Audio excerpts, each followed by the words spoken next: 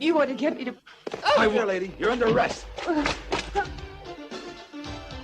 You haven't gone out of your mind, have you?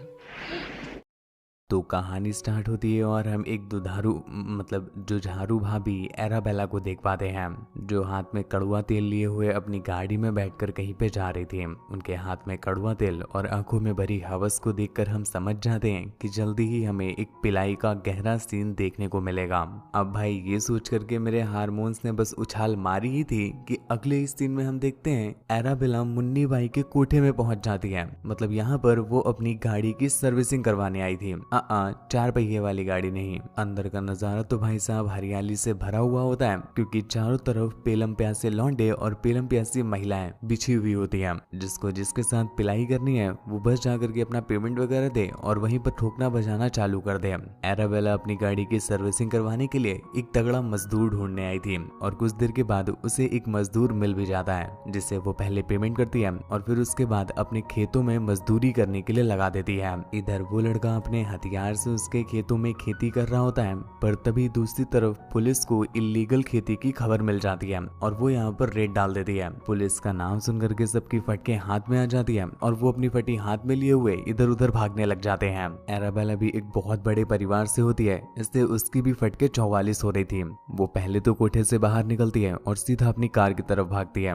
पर तभी रास्ते में पुतानो नाम का एक पुलिस ऑफिसर उसे पकड़ लेता है। अब हालांकि उसका प्लान तो जेल के अंदर डालने का था पर जब वो एराबेला की लड़खड़ाती चाल और उसकी गुलाबी गुफा देखता है तो वो एराबेला को अंदर नहीं बल्कि एराबेला के अंदर डाल देता है। एराबेला के लिए बिल्कुल अनएक्सपेक्टेड था। पुतानो अपने पोता का गोता उसकी झील में लगा रहा था और यहाँ पर एराबेला की फटके 64 हो रही थी क्योंकि कोई भी उसको बचते हुए देख लेता। काफी देर तक पिचकारी घिसने के बाद जब उसकी पिचकारी लीक कर जाती है तो वो एराबेला को छोड़ देता है। एराबेला की वैसे भी खुदाई हो चुकी थी और यहाँ पर दोबारा खुदाई होने की वजह से उसकी चाल गड़बड़ा जाती है पर एराबेला एक नंबर की खुदक्कड़ औरत थी तो उससे कुछ खास फर्क नहीं पड़ता इसलिए वो उसकी मेयोनीज खा करके मटकते हुए अपने घर की तरफ निकल जाती है पर गलती से उसका पर्स वहीं पर गिर गया था जिसे एराबेला नहीं देख पाती। अगले सीन में हम एक बंदे को देखते हैं जो एक बहुत बड़े घर में रहता था। इसका नाम फ्रांसिस्को है और इसकी तीनों टांगे काम नहीं करती हैं। ये एक बहुत बड़ा राइटर होता है और फिलहाल कहानी ही लिख रहा होता है। तभी हम उसके रूम में एक लड़की को आता हुआ देखते हैं जो उसके लिए अपने दूध की चाय बनाकर लाई थी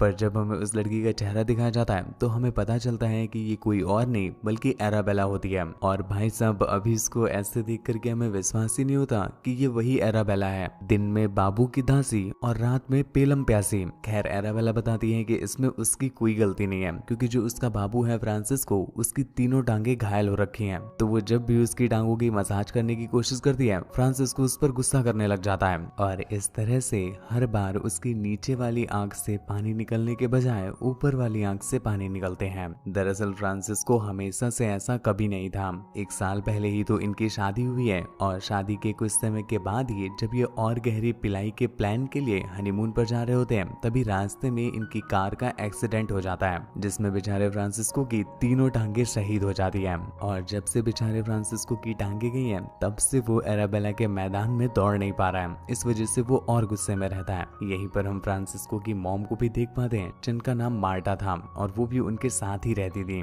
वो एराबेला के पास आकर उसके गड्ढों में तेल लगाने लगती है और उससे कहने लगती है कि तुम फ्रांसिस्को की बात का बुरा मत मानना, वो बहुत समय से एक कहानी लिखने की कोशिश कर रहा है पर क्या बताएं वो एक नंबर का मुठियाबाज मानव है और मुठियाबाज मानव अगर दिन में 4 मुठिया न मारे तो उसका तो दिमाग ही काम नहीं करता।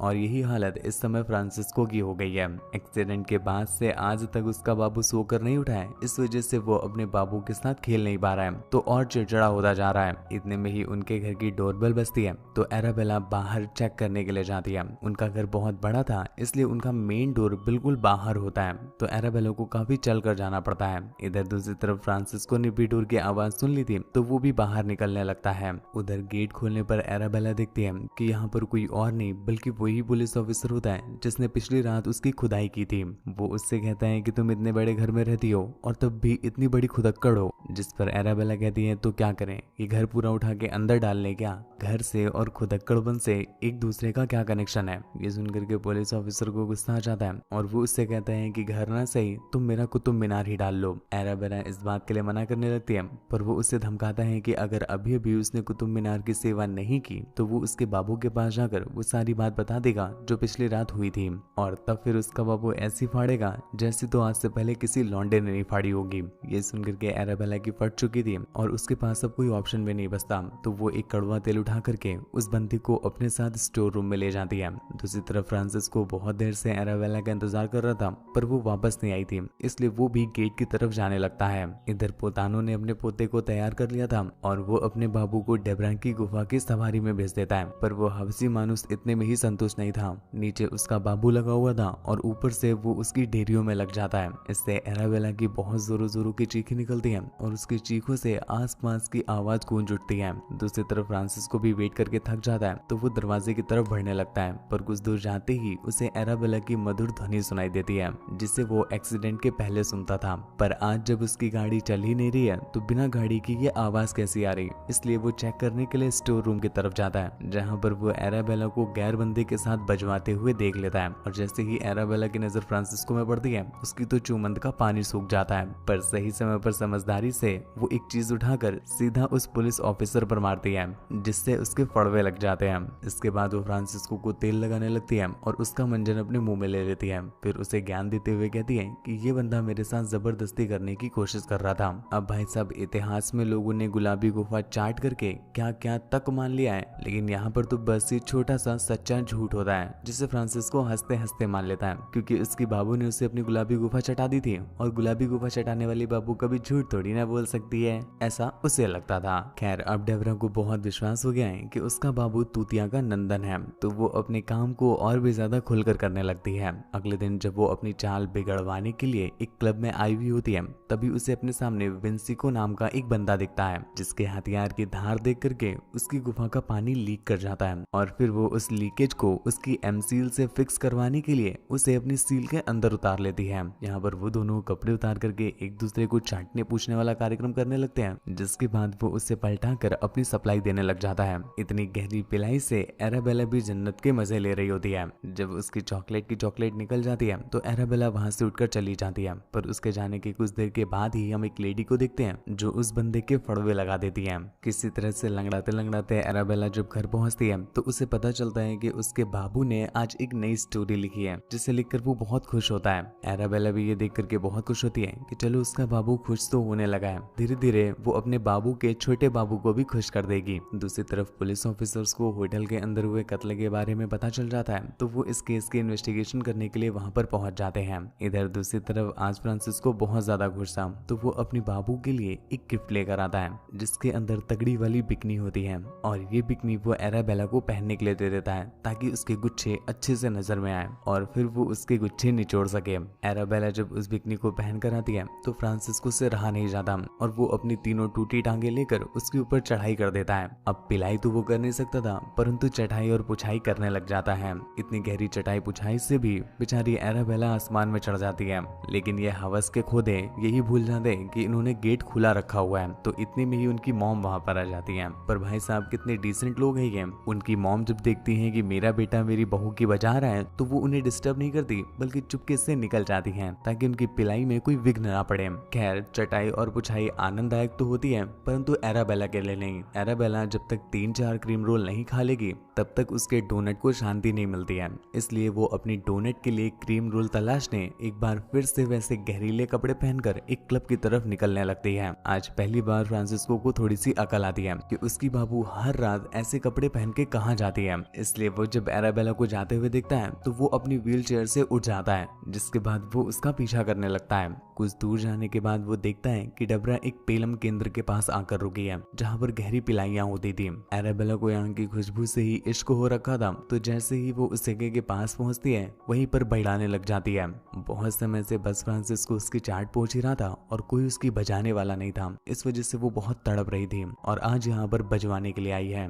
कुछ देर तक माल देखने के बाद जब फाइनली उसे एक आइटम पसंद आ जाता है तो वो उसे उठा लेती है और फिर उसे अपने साथ बिठाकर एक जंगल की तरफ ले जाने लगती है। रास्ते में वो बंदा उसके इंजन के अंदर अपनी दोनों उंगलियां डालकर उसे स्टार्ट करने की कोशिश करता है और इससे डेबरा की गाड़ी की स्पीड बढ़ने लगती है। कार की नहीं, गाड़ी की। कुछ देर के बाद जब वो जंगलों में पहुंच जाते हैं तो यहाँ पर शुरू होता है जंगल में मंगल वाला कार्यक्रम।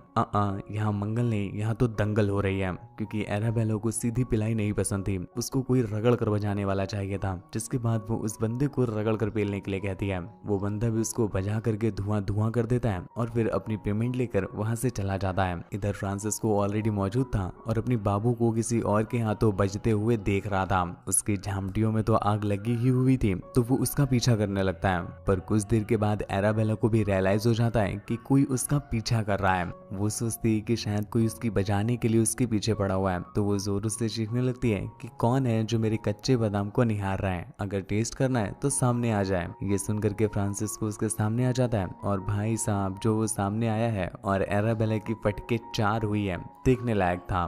डेबरा की गड़ियां फट गई थी क्योंकि उसको पता ही नहीं था कि उसका बाबू चल सकता है। तभी फ्रांसिस्को उससे बताता है कि वो बहुत पहले से ही चल पा रहा था, पर वो जानबूझ करके सभी से झूठ बोल रहा था क्योंकि उसे अपनी एक कहानी लिखनी थी जिसमें वो विकलांग लोगों के बारे में बताना चाहता था। पर इसका उसे कोई एक्सपीरियंस नहीं था, इसलिए वो ये सब कुछ कर रहा था ताकि वो उन लोगों के बारे में और भी ज्यादा जान सके और अपनी कहानी को और भी ज्यादा डिटेल दे सके। पर उसे क्या पता था कि उधर कहानी लिखते लिखते इधर उसकी ही कहानी बिगड़ जाएगी।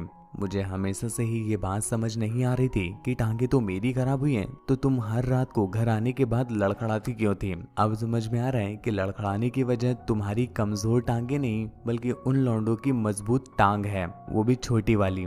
तुम्हारे छेद की वजह से ही उस पुलिस ऑफिसर के भी फड़वे लग गए थे, तो आज तुम्हारे भी लगेंगे।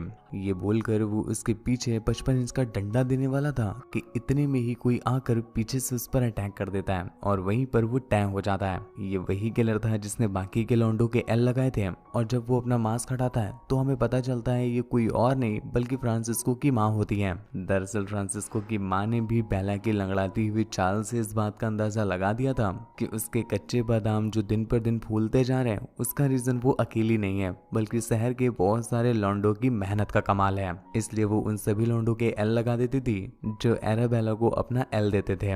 आज भी वो एल लगाने के लिए यहाँ पर आई थी, पर उसने पीछे से उस बंदे को देखा था। उसे पता ही नहीं था कि फ्रांसिस्को उसका बेटा है जो उसके एल लगाने की कोशिश कर रहा है। इस वजह से आंटी ने खुद ही अपने बेटे के फड़वे लगा दिए। मूवी के आखिर में हम देखते हैं कि आंटी की बेवकूफी की वजह से उनको पुलिस अपने साथ उठा ले जाती है और दूसरी तरफ एराबेला की ठुकाई का सफर अब तो रफ्तार पकड़ लेता है क्योंकि उसे रोकने वाला कोई था ही नहीं। अब वो बाहर नहीं जाती थी बल्कि लॉन्डो को घर बुलाती थी उसकी गाड़ी की सर्विसिंग करने के लिए। और इसी के साथ ये कहानी यहीं पर एंड हो जाती है। तो गुरु तुम्हें कहानी कैसी लगी नीचे कमेंट करके जरूर बताना। ऐसे ही और भी ज्यादा तगड़ी तगड़ी मूवीज के लिए चैनल को ध्यान से सब्सक्राइब कर लीजिएगा क्योंकि हम आपके लिए हर रात 8:30 बजे ऐसी तगड़ी तगड़ी मूवीज पब्लिश कर देते हैं। मेरे दूसरे वाले चैनल को अपना प्यार सपोर्ट इश्क मोहब्बत आशिकी जरूर दिखाइएगा। उसका लिंक भी नीचे डिस्क्रिप्शन में या पिन कमेंट्स में मिल जाएगा। मूवी को डाउनलोड करना हो तो टेलीग्राम पर आ जाइए, मुझसे बात वगैरह करनी हो तो इंस्टाग्राम पर आ जाइए। आज के लिए बस इतना ही, धन्यवाद।